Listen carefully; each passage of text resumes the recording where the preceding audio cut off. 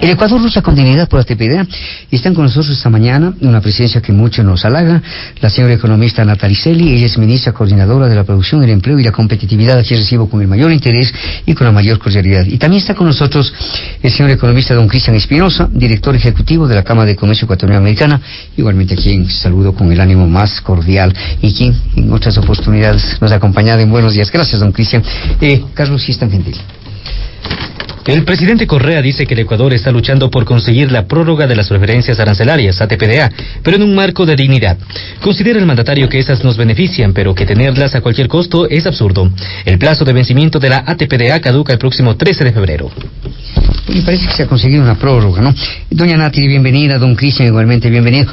La primera pregunta para el economista Espinosa. Don Cristian, ¿cómo les fue a los empresarios ecuatorianos en sus gestiones en Washington? Usted tiene larga experiencia en este tipo de negociaciones. Tenga la bondad.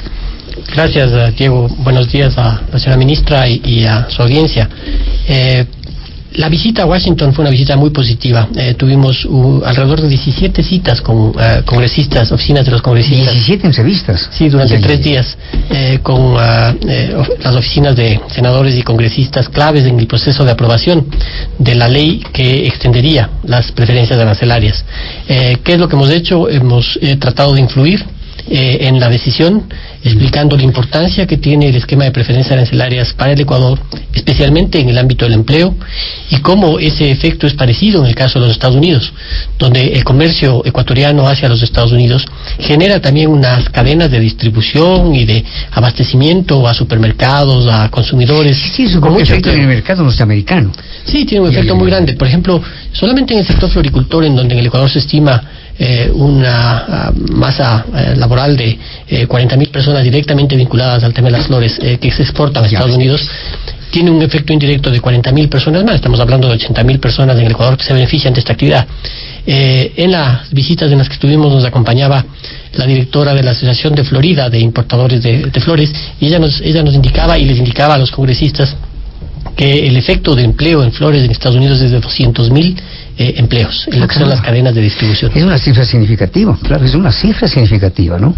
Entonces lo que nosotros hemos hecho es tratar de llevar este mensaje de importancia del esquema de preferencias, de la necesidad de mantener excelentes relaciones comerciales con los Estados Unidos, de pensar más adelante qué hacemos en el futuro, porque estas preferencias sabemos que tienen un término y nos toca pensar allá en Estados Unidos, acá en Ecuador, a nivel privado o a nivel oficial, cuál debe ser el mecanismo para forjar una alianza comercial permanente, estable, que no requiere estar en este proceso constante de buscar una extensión de una legislación que en principio se aprueba como algo temporal y con fecha límite para su existencia.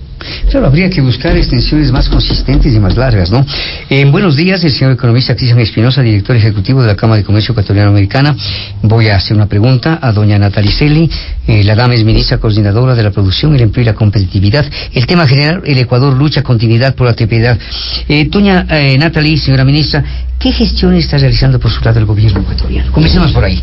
Buenos días, Diego. Buenos días, Cristian. Un afectuoso saludo a todos los ecuatorianos y ecuatorianas que nos escuchan en este día frío y nublado en la capital. Bueno, el gobierno, a través de la Cancillería y específicamente la Embajada en Washington, y nosotros a través también de nuestras empresas consultoras que trabajan en Washington también, hemos venido trabajando por espacio de 1 año y medio en las diferentes instancias. Se han realizado más de 200 reuniones con miembros de la opinión pública, con senadores, congresistas. Se han hecho 10 foros de opinión, justamente para que se conozca cuál es la posición del gobierno ecuatoriano en relación al tema de TPDA. El tema de TPDA es un sistema de preferencias unilaterales.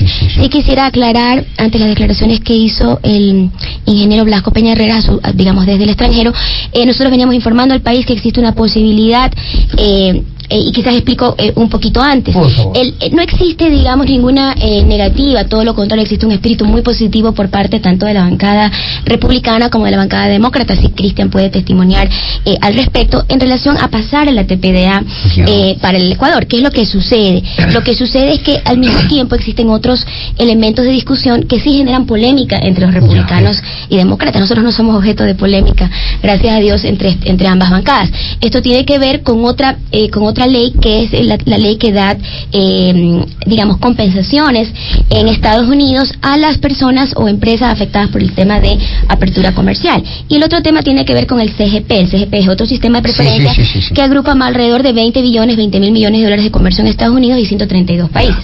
En esos dos temas existen opiniones distintas. Y al existir opiniones distintas, de alguna manera la TPDA, que involucra a Colombia y Ecuador, es rehén, digamos, de estas negociaciones. Lo que se había logrado, de alguna manera, es que un senador republicano y con la anuencia de esa bancada, se plantee que el tema del CGP, donde hay otros intereses, India, China, intereses muchísimo más grandes que los nuestros, se deja a un lado y, digamos, se trata de pasar hoy día, consta en la agenda del Congreso americano, el que se pase una extensión hasta junio, hasta que estos temas sean resueltos. Sin embargo, subsisten todavía discusiones acerca del financiamiento de Estado de otra ley, que le decía que es la TA, y ahí hay diferencias, digamos, en relación a cómo esto se podría financiar. Si se toca, por ejemplo, normalmente esto se ha financiado en los ingresos de impuestos y de los temas de ingresos aduaneros. Ahora existen otras posiciones, como por ejemplo reducir el impuesto a las asignaciones a las universidades u otros, y esto, digamos, a los demócratas los haría sentir un poco incómodos. Habrá que ver cómo esas diferencias se resuelvan. Ojalá que se resuelvan hoy día en el seno del Congreso y tengamos una extensión que nos permita llegar hasta junio y poder discutirlo de fondo, que es lo que acaba, y coincido totalmente con Cristian, que es lo que acaba de mencionar, porque la TPDA, supongamos que recordemos que Colombia ya firmó un acuerdo de libre comercio, pero hace años atrás, pero fíjense ustedes cómo ese acuerdo de comercio aún no está vigente, aún no está ratificado por el Congreso americano, y está en iguales condiciones de Ecuador, a pesar que ellos tomaron sus decisiones soberanas sobre ese acuerdo de libre comercio hace muchos años atrás, pero pareciera que hay voluntad política para que Colombia, en algún momento dado, en el transcurso de este año, se le apruebe desde el Congreso ese acuerdo de libre comercio. Eso nos dejaría a Ecuador solos bajo un esquema de preferencias andinas condicionado a los resultados de la lucha contra el narcotráfico. Parecería que no es, no sería en la línea el poder mantener un programa solo para un país, digamos, ¿no? Y sujeto, pues, entonces ante eso hay varias opciones. La Cancillería ha planteado la posibilidad de valga la redundancia, utilizando el diálogo que tenemos, esta opción muy interesante que tenemos de diálogo político bilateral, una opción que creo que es muy respetable e interesante, el poder plantear el esquema que la Cancillería ha diseñado, que son los acuerdos de comercio para el desarrollo. Esa es la posición de la Cancillería. Hay que analizar ventajas. ¿Usted coincide con esa posición personalmente, doña Natalie? Nosotros hay que analizar, porque en Estados Unidos no es el presidente Obama quien tiene la autoridad para determinar su política pública de hay que contar muchísimo con el Congreso. Con el Congreso, claro. Es correcto. Acuérdese usted que Bush fue el último presidente que tuvo la autoridad para poder celebrar acuerdos de comercio. Entonces, habrá que ver si este esquema, que es distinto, es diferente, es novedoso, digamos, cuadra dentro de los esquemas del Congreso americano. Nosotros hemos planteado otras dos opciones a ser analizadas. Justo la siguiente semana vienen las 3 empresas que trabajan con nosotros. Con el Ministerio de la Producción trabajan Fenton Communication y trabaja una boutique muy pequeña que se llama Blue Star Strategies, y con la Cancillería trabaja la firma de Patton Box. Vamos a analizar estas rutas alternativas. Todas tienen ventajas y desventajas, y habrá que ver la factibilidad, sobre todo política, en el gobierno. No hay fórmula perfecta en ese sentido. Difícilmente usted en política económica encuentra las soluciones óptimas, digamos. El arte es buscar las soluciones que la política lo permitan. En todo caso, hay varias opciones. Una opción es, por ejemplo, que muchos de los productos que hoy están en el programa de la TPDA, tratemos de consolidarlo en el programa del CGP. Eso tiene ventaja y desventaja. La ventaja es que son acuerdos de mucho más largo plazo, aunque fíjese usted cómo lo han dejado a 132 países con un comercio de más de 20 mil millones de dólares en stand-by. O sea, Ecuador no es el único que está con este problema con Estados Unidos. O sea, ahí habrá que ver, por ejemplo, en productos muy competitivos como flores. En flores, ¿con quién competimos? Competimos con Colombia y competimos con Kenia. No sería mayor problema, porque si Colombia tiene el FTA, entonces tengo una pregunta, esa opción podría ser viable. Mire, gracias. Rogarles que apretemos un poquito la respuesta, porque no quiero que se me queden algunas preguntas. Gracias, doña Natalie. Muy bien. Pregunta para usted, doña Natalie, y para usted, don Cristian. ¿Cómo debemos entender el marco de dignidad en el que el gobierno quiere que se inscriban las ATPDA para Ecuador? el marco de dignidad. ¿Qué interpretación le da usted, don Cristian? Bueno, yo creo que cualquier ecuatoriano serio, responsable, procede en estas negociaciones con dignidad, ¿no? No sé si ese adjetivo sea necesario para calificar la labor que hacen empresarios o funcionarios de gobierno cuando están buscando bienestar para los ecuatorianos. Sin duda debe ser así. Daría la impresión de que hay alguna otra forma de hacerlo que es indigna. Le pregunto, y me parece que no es lo apropiado. Cristian, ¿hubo algún momento en la historia que, digamos, en la relación comercial del Ecuador con Estados Unidos en que la posición del Ecuador fue un poquito sumisa? ¿Hubo algún momento en que un poquito como que bajamos las defensas, como que nos humillamos ante el gran imperio? A ver. La historia del Ecuador es una historia compleja en las relaciones internacionales y con los Estados Unidos también ha sido compleja. Yo creo que cuando se hace esa pregunta uno trata de referirse al momento de las negociaciones del Tratado de Libre Comercio con los Estados Unidos, y me parece que esa época fue relativamente mal entendida y tal vez esa manera de entender que se tuvo de cómo avanzaban las negociaciones fue calificada de una manera tal vez un poco imprecisa, ¿no? Sí. Entonces, ¿a qué nos llevó eso? Nos llevó a tomar decisiones que probablemente son equivocadas. Y esa es mi opinión, ¿no? Respecto a cuál debería haber sido el proceso de relacionamiento comercial con los Estados Unidos. Es verdad, como decía la ministra hace un momento, el Ecuador no es el único país que está por fuera de un esquema de preferencias de este momento. Hay muchos que se han quedado por fuera del esquema. La verdad es que los que no se han quedado por fuera de este esquema son los que tienen acuerdos de libre comercio. Y esos son precisamente los problemas del Ecuador, que sus principales competidores tienen ese tipo de acuerdos y tienen estabilidad. Tengo un colega de la Cámara de Comercio peruano-americana que me decía, vamos de esta reunión a hacer unos negocios en favor del comercio bilateral con Estados Unidos, y yo le decía, bueno, nosotros los pobres tenemos que estar ocupados haciendo lobby por la TPDA. Ustedes ya tienen tratado de libre comercio, pueden encargarse de hacer negocios, ¿no? Entonces esa desventaja es a la que nos hemos puesto presentes, y entonces yo creo que eso es lo que se trata de corregir, y creo que lo que decía la ministra hace un momento, de buscar una manera alternativa, de pensar con los expertos de Estados Unidos en cómo nos asociamos con los Estados Unidos de una manera que sea primero viable, y segundo que esté en línea con los objetivos del gobierno, porque tampoco se trata de hacer una negociación totalmente discorde con lo que el gobierno está proponiendo, ¿no? Entonces yo creo que eso se puede encontrar. Lo que no se debe tratar de hacer es inventar el agua tibia, ni creer que tenemos alguna solución mágica más allá de lo que es la realidad comercial. Muy gentil, la misma pregunta, doña Natalia. ¿Qué entiende usted de este marco de dignidad? Bueno. Y creo que esta cuestión de un acuerdo de comercio con Estados Unidos en el marco de desarrollo como que resulta un poco incómodo a usted, ¿o estoy equivocado, doña Natalia? No, está equivocado. Yo conozco a Cristian desde categóricamente está equivocado. Sí, está equivocado. Usted me conoce que yo soy una mujer de posiciones, ¿no? Sí, para bien o para mal, ese es mi carácter, y a Cristian nos conocemos de muchos años, y en esto personalmente, inclusive antes de estar en este gobierno, creo que los acuerdos de libre comercio no necesariamente son convenientes en todos los casos, digamos. Un acuerdo de libre comercio con Estados Unidos, obviamente que garantiza unos mercados de largo plazo, pero yo creo que cuando uno hace políticas públicas tiene que ver todos los aspectos de un acuerdo comercial, por ejemplo los temas de propiedad intelectual, por ejemplo básicamente en el tema de Estados Unidos, a mí el tema en particular que me preocupaba en su momento cuando estuvimos haciendo negociación, y no es un tema de ser indignos, yo creo que y Cristian es una muestra de un gran servicio a la patria y de manejar las cosas con mucha honestidad y con mucha técnica. Es cuestión de pensar distinto nada más, ¿no? Eso es de pensar distinto, y yo creo que en el caso de Estados Unidos usted al final del día tiene que sumar los costos y los beneficios, y lamentablemente al país le toca al gobierno le toca ver por el bien común, o sea, es decir, en esto, si algunos sectores ganan, otros pierden, ¿qué pasa con los temas de propiedad intelectual? Al final del día uno es responsable como asesor de políticas públicas por el resultado final, y yo digo, ahí es donde uno tiene que dejar la ideología a un lado, y sus sentimientos a un lado,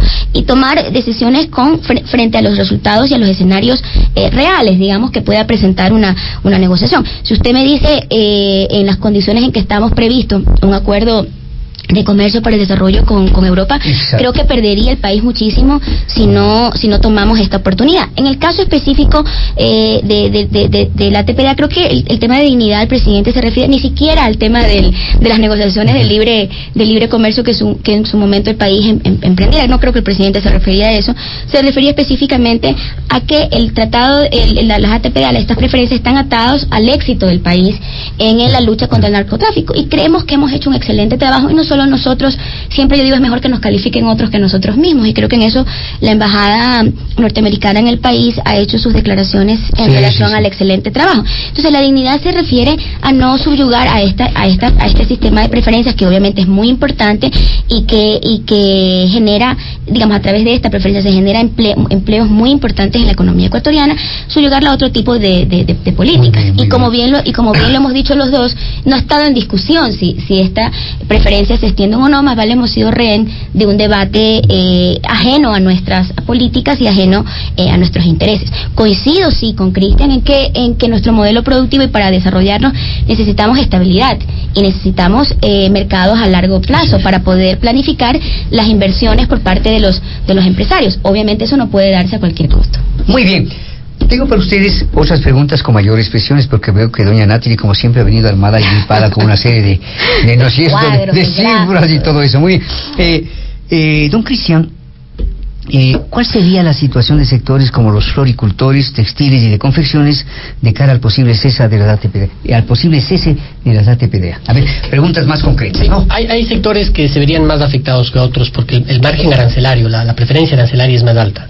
En flores es de aproximadamente 6,5%, y estamos hablando de épocas en donde se exporta muchísimo. Por ejemplo, me comentaban ayer que llegaron a salir 20 aviones diarios de flores estos días para Estados Unidos con motivo de San Valentín, ¿no? 20 aviones diarios, 20 embarques diarios, es muchísima mano de obra, muchísimo trabajo que se genera. Entonces, en ciertos momentos la afectación para las flores sería alta. 6% es un arancel no tan alto en algunos términos, pero en el marco de los Estados Unidos sí es un arancel alto. En textiles tenemos 30% de arancel. Hay empresas ecuatorianas que quedarían totalmente fuera del mercado. ¿No? Hay en brócoli 15% de arancel.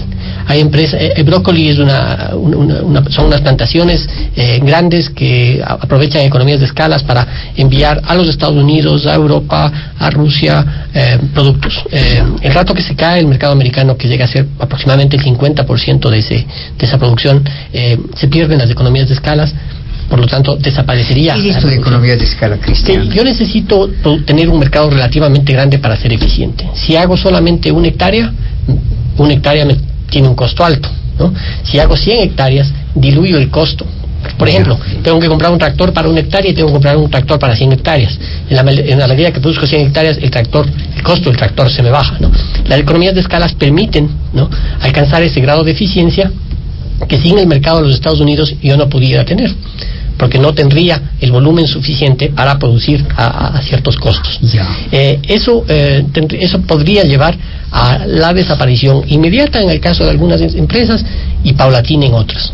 Porque yo digo, las preferencias arancelarias son como una carrera de Jefferson Pérez, ¿no? Si yo me atraso en una carrera de 100 vueltas, un metro, no es mayor problema.